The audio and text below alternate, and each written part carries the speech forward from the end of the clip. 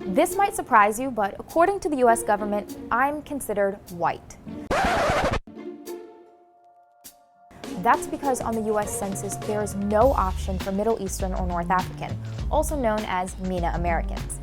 That means while we don't always have the same resources as some minority groups, we still face a lot of the same struggles. I like to think of it as white without the privilege. Initially, in 1944, MENA Americans were overjoyed when the government ruled to legally identify them as white. That's probably because up until 1952, only white Americans were able to become US citizens. So here we are, all these years later, and folks from the Middle East and North Africa still don't have their own American identity.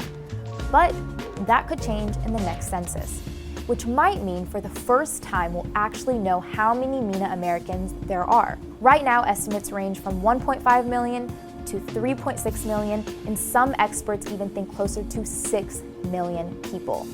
What most people don't realize is that a majority of the MENA population in the US is actually Christian, and many of them want to continue identifying as white. That makes adding a MENA bubble on the census kind of controversial. Some people are also worried that the clarity of the demographic data will make it easier for law enforcement and Homeland Security to target certain neighborhoods or communities. There's a good chance that MENA Americans will no longer have to classify as white after 2020, but we won't know until 2018 when Congress votes on the final census. So, do you think the census represents you? Let us know. For Newsy, I'm Noor Tagore.